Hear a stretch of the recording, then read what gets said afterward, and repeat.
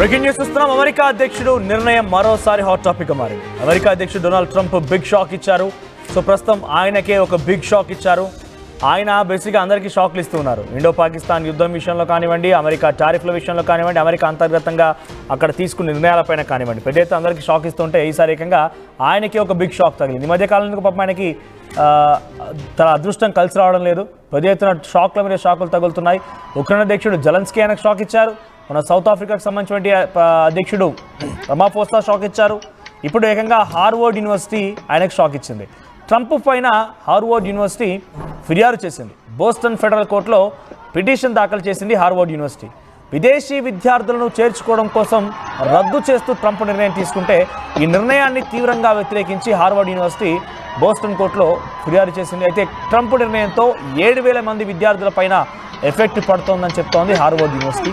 అయితే ట్రంప్ నిర్ణయాన్ని చట్టవిరుద్ధం అని చెప్తున్నారు. అనవసరమైనటువంటి చర్యగా ఆ యూనివర్సిటీ భావిస్తోంది. అయితే విదేశీ విద్యార్థులకు ప్రవేశం కల్పించేందుకు హార్వర్డ్కి ఉన్నటువంటి అనుమతులను రద్దు చేస్తూ డిపార్ట్మెంట్ ఆఫ్ హోమ్ల్యాండ్ సెక్యూరిటీస్ ఒక లేఖ రాసింది. అయితే ఈ హోదాను పునరుద్ధరించేందుకు హార్వర్డ్కు అవకాశం కల్పించారు. దాని 72 గంటల్లోనే 6 డిమాండ్లు అంగీకరించాలని లేఖలో పేర్కొన్నారు. అందుకే ఆ డిమాండ్లు ఏంటి అని అంటే కనుక ఆ హోదా ఏదైతే ఉందో రద్దు చేస్తూ, అంటే ఇక విదేశీ విద్యార్థులు ఎవరు కూడా హార్వర్డ్ యూనివర్సిటీ చదువుకోవడానికి వీల్లేరు. ఒకేలా కనుక మీరు మళ్ళీ ఆ విద్యార్థులు మీ కాలేజీలో చేర్చుకోవాలి, మీరు నడిపించాలి మళ్ళీ అనుకుంటే కనుక గత 5 ఏళ్లలో మీ యూనివర్సిటీకి వచ్చినటువంటి విద్యార్థులు బయట జరిపినటువంటి చట్ట వ్యతిరేక కార్యకలాపాలకు సంబంధించి రికార్డులను సమర్పించాలి. అంటే మీ దగ్గర చదువుకున్న విద్యార్థులు ఎవరైనా బయట క్రైమ్స్లో పాల్గొన్నా, కేసెస్లో ఇన్వాల్వ్ అయినా, లేకపోతే ఇతరత్ర కార్యకలాపాలు ఏదైనా అనుమానాస్పదంగా ఉన్నా, చట్ట వ్యతిరేకంగా అంటే ఎటువంటి అంశాలైనా కూడా అటువంటి అంశాలను మాకు అందించాలని చెప్పి దాంట్లో పొందుపరిచారు. గత 5 ఏళ్లలో నాన్ ఇమిగ్రెంట్ విద్యార్థులు పాల్పడినటువంటి ప్రమాదకర లేదా హింసాత్మక చర్యలకు సంబంధించిన రికార్డును కూడా ఇవ్వాలని చెప్పి అందులో పొందుపరిచారు ఆయన. ఆ తర్వాత నాన్ ఇమిగ్రెంట్ విద్యార్థులు ఇతర విద్యార్థులు లేదా యూనివర్సిటీ సిబ్బందిని బెదిరిస్తే ఆ రికార్డును సమర్పించాలి. అంటే ఇంటర్నల్గా ఆయన ఇష్యూస్ ఉన్నా ఆ ఇష్యూస్ సంబంధించి మాకు ఇవ్వాలని చెప్పి డిహెచ్ఎస్ చెప్పింది. డిపార్ట్మెంట్ ఆఫ్ హోమ్ల్యాండ్ సెక్యూరిటీ చెప్పింది. వలసేతర విద్యార్థుల క్యాంపస్లో లేదా బయట ఇతర హక్కులను హరించిన ఘటనలు చోటు చేసుకుంటే ఆ వివరాలు వెల్లడించాలని చెప్పింది. ఆ తర్వాత గత 5 ఏళ్లలో యూనివర్సిటీలో నమోదు చేసుకున్నటువంటి వలసేతర విద్యార్థుల క్రమశిక్షణ రికార్డులను కూడా ఇవ్వాలని చెప్పింది. క్యాంపస్లో వలసేతర విద్యార్థుల ఆందోళనలో పాల్గొంటే ఆ ఆడియో వీడియో ఫుటేజ్ని ప్రభుత్వానికి సమర్పించాలని చెప్పి డిహెచ్ఎస్ చెప్పింది. తాజాగా ఈ నిర్ణయాన్ని హార్వర్డ్ యూనివర్సిటీ రియాక్ట్ అయింది. చట్ట వ్యతిరేకమని ఇదంతా కూడా మేము ఇవ్వలేమని చెప్పి ట్రంప్కి వ్యతిరేకంగా కోర్టుకు ఆశ్రయించింది. కోర్టుకు వెళ్ళిపోయి కోర్టులో ట్రంప్ పైన పిటిషన్ దాఖలు చేసింది. మరి ఏకంగా ట్రంప్ అమెరికా అధ్యక్షుడి పైన పిటిషన్ దాఖలైందంటే చిన్న విషయం ఏం కాదు.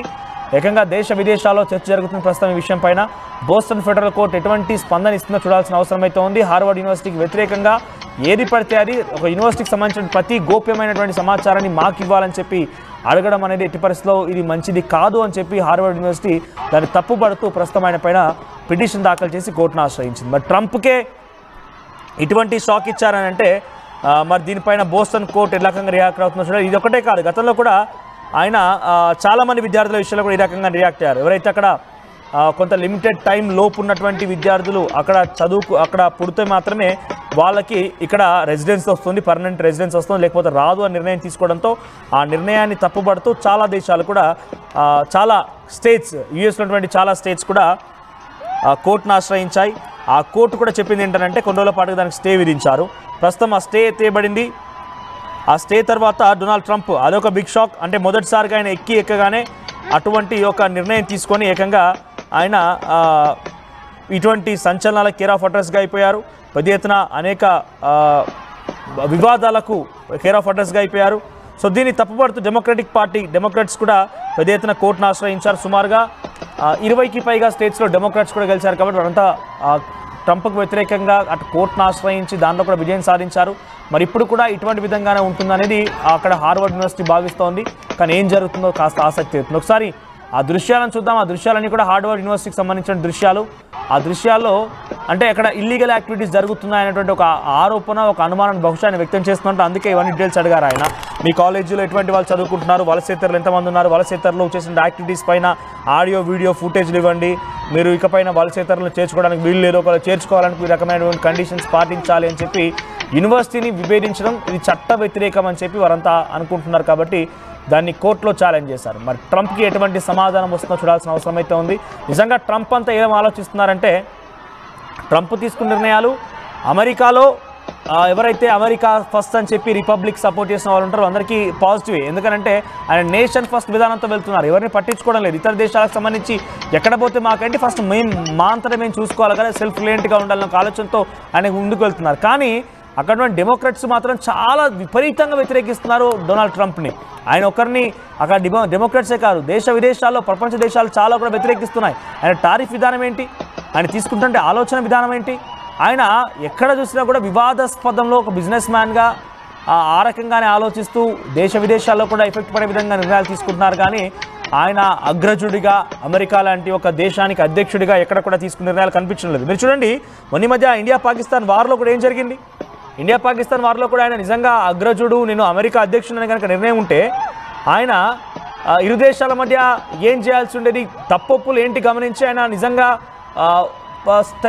మౌనంగా ఉండాల్సింది. అలా కాదు అనుకుంటే కనుక తప్పొప్పులు గమనించి బాధితులు ఎవరు నిందితులు ఎవరు అని చెప్పి చూడాల్సింది. ఆయన ఏకంగా ఇండియాని పాకిస్తాన్తో పోల్చాడు. పాకిస్తాన్తో పోల్చడం ఏంటి? సో ఇటువంటి నిర్ణయాలు, చాలా కఠినాత్మకమైన నిర్ణయాలు తీసుకుంటూ చాలా సంచలనంగా మారుతున్నాడు డొనాల్డ్ ట్రంప్. ఒకసారి హార్వర్డ్ యూనివర్సిటీకి సంబంధించిన దృశ్యాలను చూద్దాం.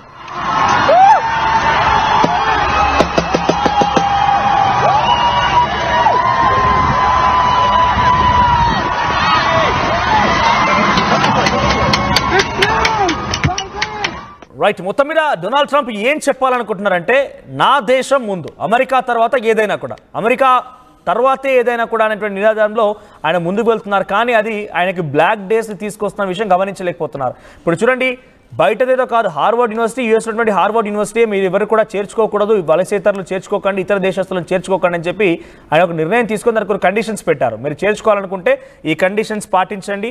మీ యూనివర్సిటీలో ఇంతవరకు ఎటువంటి వలసేతరులు వచ్చారు, వాళ్ళని నినాదాలు చేశారా, మీ సిబ్బందిని కొట్టారా, క్రైమ్ రేట్ ఏంటి వాళ్ళది, వాళ్ళు ఎలాకంగా ప్రవర్తిస్తారు, వాళ్ళ డీటెయిల్స్ ఏంటి, క్రమశిక్షణ రికార్డ్ ఏంటి, ఇవన్నీ అడుగుతున్నారు. ఇవన్నీ కూడా చట్ట వ్యతిరేకం అని చెప్పి లోకల్లో ఆ యూనివర్సిటీ సంబంధించి మేనేజ్మెంట్ ఏకంగా కోర్టును ఆశ్రయించింది.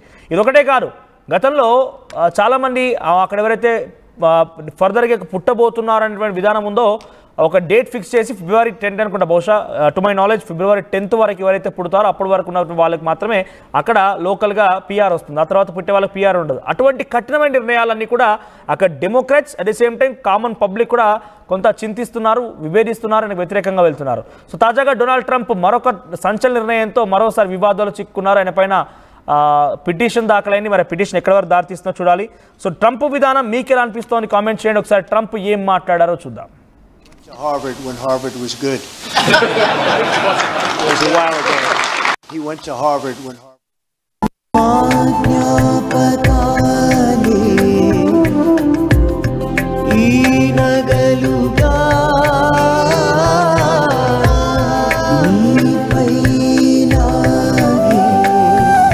అమ్మాయి గౌరవాన్ని అమ్మలా కాపాడుతుంది. Gokulam signature jewels.